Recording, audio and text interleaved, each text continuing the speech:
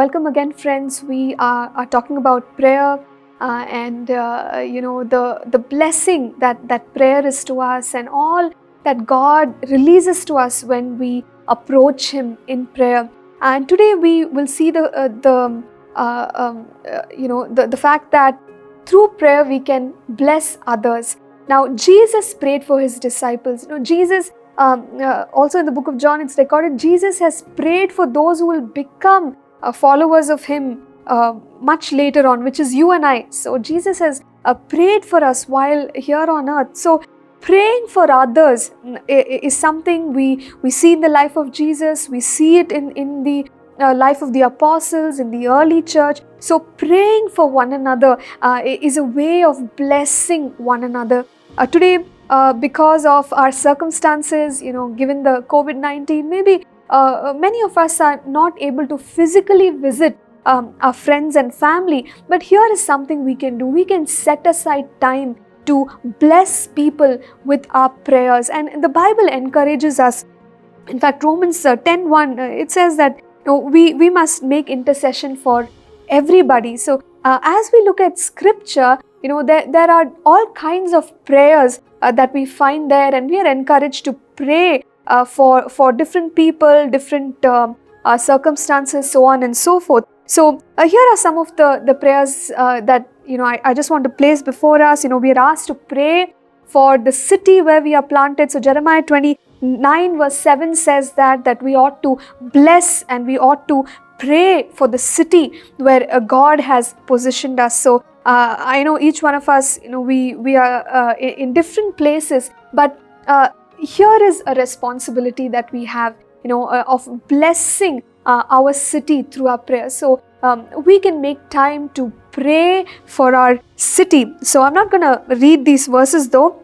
We're also encouraged to pray for leaders, people in authority, people in positions of leadership. In 1 Timothy chapter 2 verses 1 to 4, and again Romans 13:1, we read this where we are encouraged to pray for our leaders, that God will give them the wisdom to lead us well, and that our lives will be peaceful because of the decisions that they make. And church, it's very important for us to uphold our leaders in prayer.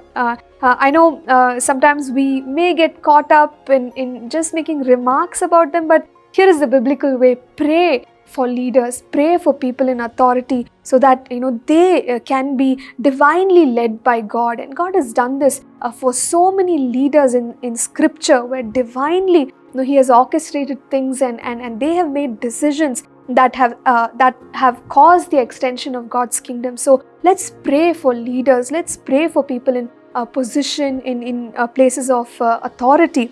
We can also pray for those who do not know the Lord Jesus. And the Bible describes this as spiritual blindness. So 2 Corinthians 4:4, it says that we must pray that the spirit of blindness may be removed off of those who are, for whatever reason, unable to understand the plan of salvation that the Lord Jesus has for us. So as we begin to do this, what will happen? That blindness will be torn off those people, and we will see many people seeing with their spiritual eyes the value of the work of Jesus, and recognize Jesus as a Son of God, and give their lives to the Lord Jesus. So there are prayers for many different kinds of people, and we could just keep going on. There are prayers for believers where we are encouraged to pray with much joy for them, that they may have a spirit of wisdom and revelation, that they may grow in the Lord Jesus, that they may have unity, that the church might grow, that it might increase. So church, can we do that? Can we invest our time in blessing others? Maybe we're not able to go and give people something, but here's something we can all do. We can all pray for others. We can bless others. Let's pray together. Heavenly Father, we thank you that, Lord, through our prayers, Father, that your blessings can be released over different people, Father God. And Lord, thank you, Lord. Thank you for giving us such authority. And Lord, we pray that we will be those yielded and obedient vessels, O God, Lord, through whom Father, our city is blessed, our family is blessed, oh God. Lord, our loved ones are blessed, and truly, God, we will see your kingdom manifest in a powerful way. We thank you once again for this privilege. In Jesus' name we pray. Amen. Amen. Thank you for tuning in to Living Supernaturally. For more resources to strengthen your spiritual walk, please visit apcwo.org.